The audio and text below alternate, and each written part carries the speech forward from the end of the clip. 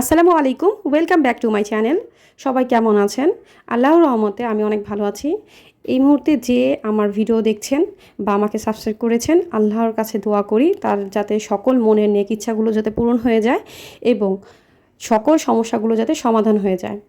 একটা রেসিপি নিয়ে আসলাম, খুবই আনকমন। সেটা হচ্ছে করলার ডাল। এটা আমরা খুবই পছন্দ করি। করলার প্রত্যেকটা আইটেমই আমরা খুব পছন্দ করি।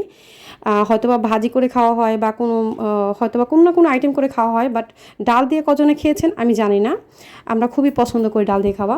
প্রথমে ডালটাকে ভালো করে ধুয়ে কিছুক্ষণ ভিজিয়ে রেখেছিলাম। ভিজিয়ে রাখার কারণে ডালটা খুব তাড়াতাড়ি সিদ্ধ হয়ে যায়। তো যাই হোক, এখন পেঁয়াজ, কাঁচামরিচ, হলুদ, সামান্যটুকু হলুদ, তারপর সরিষার তেল, তারপর লবণ সব দিয়ে ভালো করে কষলে নিচ্ছি। এমনভাবে কষলাতে হবে যে আপনার শরীরের যত শক্তি আছে সেই শক্তি দিয়ে কষলাবেন। কারণ যত আপনি কষলাবেন ততই ডালটা বেশি মজা হবে। কষলাতে এটার ভিতরে যত নাড়ি ভুড়ি আছে সবই বের করে ফেলতে হবে, ঠিক আছে? আমি কিন্তু পানি এখনও দিইনি, কিন্তু কষলার কারণে কিছু পানি বের হয়েছে এটার ভিতর থেকে। যাই হোক, এখন ভালো করে কষিয়ে আমি গরম পানি দেবো এটাতে। ঠান্ডা পানি দিলেও হয়, কিন্তু আমি গরম পানি সব খাবারে দিই, এর জন্যই আমি গরম পানি দিচ্ছি। আপনারা চাইলে ঠান্ডা পানিও দিতে পারেন। আর গরম পানি দিলে খুব দ্রুতই রান্নাটা কমপ্লিট হয়ে যায়। যারা এই পর্যন্ত আমার চ্যানেলটিকে সাবস্ক্রাইব করেছেন তাদেরকে অনেক অনেক অনেক ধন্যবাদ। আর যারা করেনি, প্লিজ একটু কষ্ট করে আমার চ্যানেলটিকে একটু সাবস্ক্রাইব করে দিবেন প্লিজ।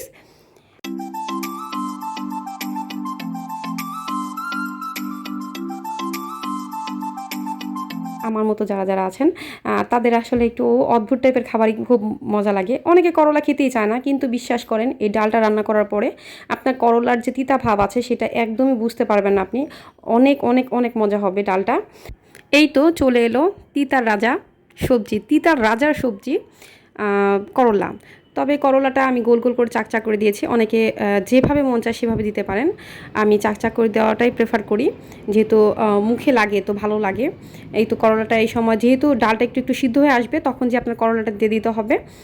আর একটা কথা হচ্ছে, আপনি যখন করলাটা দিবেন এমন একটা সময় দিবেন যাতে করলা হতে হতে যাতে ডালটা টোটাল কমপ্লিট হয়ে যায়, এরকম একটা সময় দিবেন।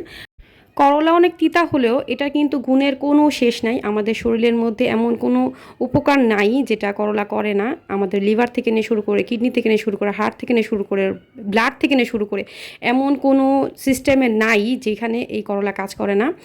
স্পেশালি যাদের ডায়াবেটিক্স তারা তো অনেক অনেক অনেক তাদের জন্য উপকারী এটা। করলার জুস করে খেতে পারলে তো আরও ভালো, যদিও সবাই এটা খেতে পারে না। তো যাই হোক, আমি করলাটা দিয়ে একটু ঢেকে দিব।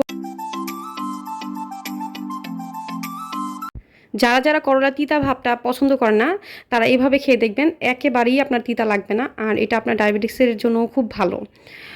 যাই হোক, করলার আসলে গুণাগুণ বলে শেষ করা যাবে না। আমরা ট্রাই করি প্রায়ই করলা রাখার, দৈনন্দিন না খেতে পারলেও কিছুদিন পরপরই করলা আনি।